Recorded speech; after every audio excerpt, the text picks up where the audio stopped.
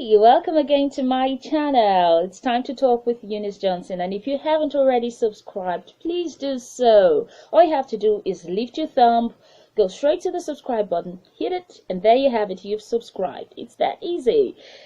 Don't worry, my subscribe button doesn't have coronavirus, so you're safe when you subscribe. And if you haven't already liked this video or the one before it, please do so, and thank you even before you do. Whew. Remember that proverbial patient dog, the one they say always gets the fattest bone? Well, recently I found out that that dog is Nigerian, but the second part they told you about it getting the fattest bone wasn't true after all. As a matter of fact, the dog now has ulcer. And that brings me to what I want to talk about today. So I got to find out, I was just sitting down, minding my own business, and then I came across this news about some proposed bill to ban the importation and use of generators in a place like Nigeria. Really? Like, really? How is that even possible? Like, who thinks of such things? Like, I'm as good as speechless, because I can get speechless over and over again over this matter, because it is quite unthinkable to think that anybody would even imagine such bill in a place where Nigeria's light supply is zero stable. That's one. It is as deplorable as you could ever think of. And then somebody comes up somewhere where we're trying to deal with coronavirus here, serious issues there, and then somebody just feels the best thing to do right now is to come up with a bill that doesn't even hold water. Like, and I hear it is making progress. How can anybody even think about coming up with such bill in a place like Nigeria? And to think that they're talking about a 10 years jail term for anybody who violates this. So, okay. Now, the idea behind the bill is to prohibit anybody or the importation of generator set, first of all, into Nigeria. That's one. And then to ban anybody who is using it if you do not provide essential services. Essential services, they listed hospitals, airports, railway stations, where else? They also say some of those other parts are subject to the Ministry of Power to determine which other essential service, which other service falls on that essential services. Wow, Naija. And you expect that there's I mean, sometimes when they say there's a light at the end of the tunnel, I don't really know if some of these adages should apply to us Nigerians, because if this bill is allowed to see the light of day, then I'm afraid there might be no light at the end of the tunnel for Nigerians after all, because it is deteriorating every day. You see it deteriorating from the very top.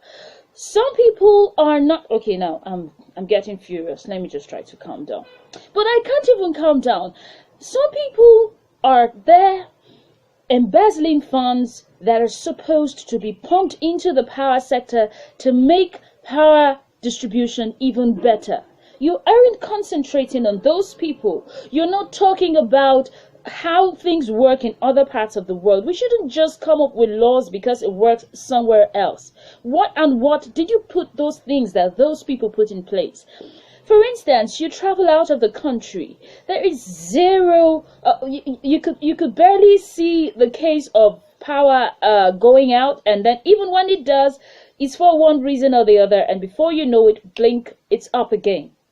But here, we have gotten used to it. Even little children, like babies, little children, celebrate it when you bring light. You hear up NEPA or up whatever companies they've come up with recently. and the children are growing up into such conditions. They are getting used to it. They are seeing it as the order of the day. The status quo has just been maintained, that we should get used to the fact that there isn't supposed to be constant supply of light, energy, or whatever it is called. And then you want to come in this state where people are even talking about how terrible the heat has become. The climate is something else. People are feeling very, very pressured under the stress of coronavirus, under the stress of poor working conditions and everything. And then some people, not even everyone, can afford it. Some people get home, try to resort to the comfort.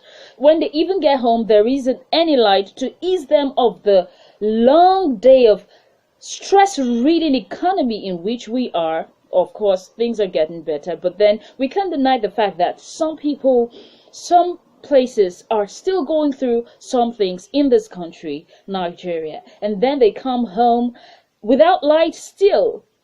They resort to their generators. Some even have what is called the I pass my neighbor, just that, the little, very, very small generator they are trying to manage.